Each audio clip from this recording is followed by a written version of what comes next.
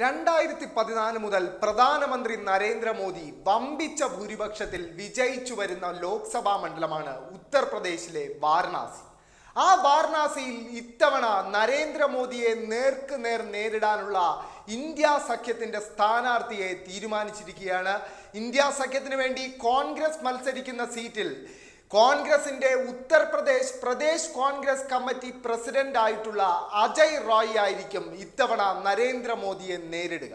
2009 മുതൽ വാരണാസി ലോക്സഭാ തെരഞ്ഞെടുപ്പിൽ മത്സരിച്ചുകൊണ്ടിരിക്കുന്ന അജയ് റോയ് വാരണാസിയിൽ തന്നെ ഉള്ള ഒരു ഭൂമികാർ ബ്രാഹ്മണ കുടുംബത്തിൽ ജനിച്ചു വളർന്ന ഒരു നേതാവ് കൂടിയാണ്.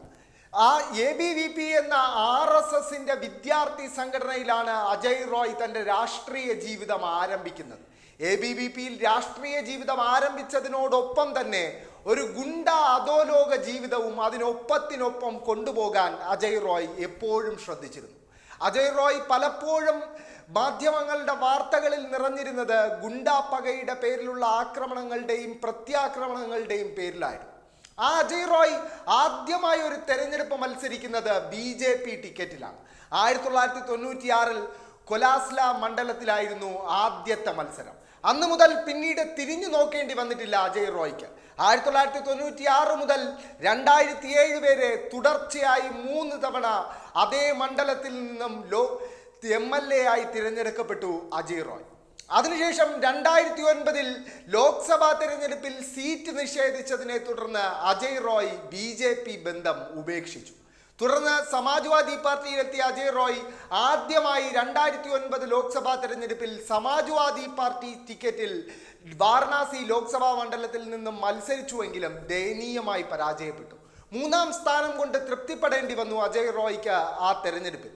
പക്ഷേ അതേ വർഷം 2009 നടന്ന കൊലാസ്ല നിയമസഭാ മണ്ഡലത്തിലെ ഉപതെരഞ്ഞെടുപ്പിൽ സ്വതന്ത്ര സ്ഥാനാർത്ഥിയായി മത്സരിച്ച ബാക്കി പാർട്ടികളുടെ എല്ലാം സ്ഥാനാർത്ഥികളെ പരാജയപ്പെടുത്തി വിജയിക്കാൻ അജയ് റോയ്ക്ക് സാധിച്ചു. തുടർന്ന് 2012 അജയ് റോയ് കോൺഗ്രസിൽ തൻ്റെ ആലയം കണ്ടെത്തുന്നത്. അതിനുശേഷം 2012 അതേ കോൺഗ്രസ് ടിക്കറ്റിൽ പുതുതായി രൂപം കൊണ്ട പിന്ദ്ര നിയമസഭാ മണ്ഡലത്തിൽ വിജയിച്ചു കയറാൻ അജയ് റോയ്ക്ക് സാധിച്ചു. തൻ്റെ മുൻകാല മണ്ഡലമായ കൊലാസ്ലയുടെ ഭൂരിഭാഗം പ്രദേശങ്ങളും ഉൾപ്പെടുത്തിയ ഒരു നിയമസഭാ മണ്ഡലമായിരുന്നു പിന്ദ്ര. ആ പിന്ദ്രയിൽ വളരെ എളുപ്പത്തിൽ വിജയിച്ചു കയറാൻ അജയ് റോയ്ക്ക് ആയെങ്കിലും 2017 നിയമസഭാ തെരഞ്ഞെടുപ്പിൽ ഇതേ പിന്ദ്രയിൽ BJP സ്ഥാനാർത്ഥിയോട് പരാജയപ്പെടാനായിരുന്നു അജയ് റോയുടെ വിധി. 2014 2019 നരേന്ദ്രമോദിക്കെതിരെ വാരണാസി ലോക്സഭാ മണ്ഡലത്തിലെ കോൺഗ്രസിന്റെ സ്ഥാനാർത്ഥിയായിരുന്നു അജയ് റോയ്. 2014 അദ്ദേഹം 3ാം സ്ഥാനത്തായിരുന്നു. 2019 അദ്ദേഹം 3ാം സ്ഥാനത്തായിരുന്നു. 2019 3ാം സ്ഥാനത്തായിരുന്നിട്ട് കൂടി 14.38% വോട്ട് സ്വന്തമാക്കാൻ അജയ് റോയ്ക്ക് സാധിച്ചിരുന്നു. അത്തവണ 2ാം സ്ഥാനത്തെത്തിയത് സമാജ്വാദി പാർട്ടിയുടെ ശാലിനി യാദവ് ആയിരുന്നു. ശാലിനി യാദവ് സ്വന്തമാക്കിയത് 18.40% വോട്ടാണ്. അതായത് ഇത്തവണ സമാജ്വാദി പാർട്ടിയും കോൺഗ്രസും ഒറ്റക്കെട്ടായാണ് മത്സരിക്കുന്നത്. അതുകൊണ്ട് തന്നെ വോട്ട് ഭിന്നിപ്പ് എന്ന പ്രശ്നം ഉദിക്കുന്നില്ല. അതുകൊണ്ട് തന്നെ 4.5 ലക്ഷത്തിന്റെ ഭൂരിപക്ഷം പോലെയുള്ള ചരിത്ര ഭൂരിപക്ഷങ്ങൾ നേടി വിജയിക്കാൻ ഇനി നരേന്ദ്രമോദിക്ക് വാരണാസിയിൽ സാധിക്കില്ല. അജയ് റോയിയെ പോലെ മണ്ഡലമറിയുന്ന, മണ്ഡലത്തിലെ ജനങ്ങൾക്കറിയുന്ന ഒരു നേതാവ് എതിരാളിയായി, അതും സമാജ്വാദി പാർട്ടിയുടെയും കോൺഗ്രസിന്റെയും സംയുക്ത സ്ഥാനാർത്ഥിയായി രംഗത്ത് വരുമ്പോൾ നരേന്ദ്രമോദിക്ക് കൂടുതൽ ദിവസം വാരണാസിയിൽ പ്രചരണത്തിനെത്തേണ്ടതായി വരും. അദ്ദേഹം വാരണാസിയിൽ തളച്ചിടപ്പെടും എന്ന കാര്യത്തിൽ ഒരു സംശയവുമില്ല.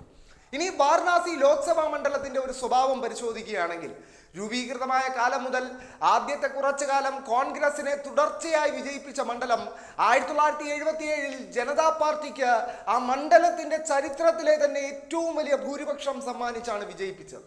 അതിനുശേഷം കോൺഗ്രസും ജനതാ പാർട്ടിയും ഒക്കെ മാറി മാറി വിജയിച്ചിട്ടുണ്ട്.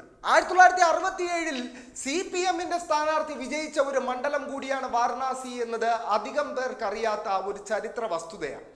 അതിനുശേഷം 91 മുതൽ ഒരു തവണ ഒഴിച്ച് മുഴുവൻ ലോക്സഭാ തെരഞ്ഞെടുപ്പിലും BJPയോടൊപ്പം അടിയുറച്ച് നിന്നിട്ടുള്ള ഒരു മണ്ഡലമാണ് വാരണാസി. മുരളി മനോഹർ ജോഷിയൊക്കെ പോലെയുള്ള പ്രധാനപ്പെട്ട BJP നേതാക്കൾ മത്സരിച്ച് വിജയിച്ചിട്ടുള്ള ഒരു മണ്ഡലം കൂടിയാണ് വാരണാസി എന്ന് പറയുമ്പോൾ അതിൻ്റെ പ്രാധാന്യം നിങ്ങൾക്ക് മനസ്സിലാകുമല്ലോ. അതുമാത്രമല്ല, വാരണാസി 2004 മാത്രമാണ് ഒരു തവണ കോൺഗ്രസിന് വിജയിക്കാൻ സാധിച്ചത്. അതിനുശേഷം ഒരു തവണ പോലും BJPക്ക് പരാജയം എന്നൊന്ന് വാരണാസിയിൽ ഉണ്ടായിട്ടില്ല. അതുകൊണ്ട് ഇത്തവണ അജയ് റോയ് സ്ഥാനാർത്ഥിയായി എത്തുന്നത് കൊണ്ട് നരേന്ദ്രമോദി പരാജയപ്പെടുമെന്നൊന്നും വിശ്വസിക്കുന്നതിൽ അർത്ഥമില്ല. എങ്കിലും ശക്തമായൊരു മത്സരം കാഴ്ചവെക്കാൻ, നരേന്ദ്രമോദിയുടെ ഭൂരിപക്ഷം ഗണ്യമായി വെട്ടിക്കുറയ്ക്കാൻ അജയ് റോയ്ക്ക് സാധിക്കുമെന്ന കാര്യത്തിൽ ഒരു സംശയവുമില്ല.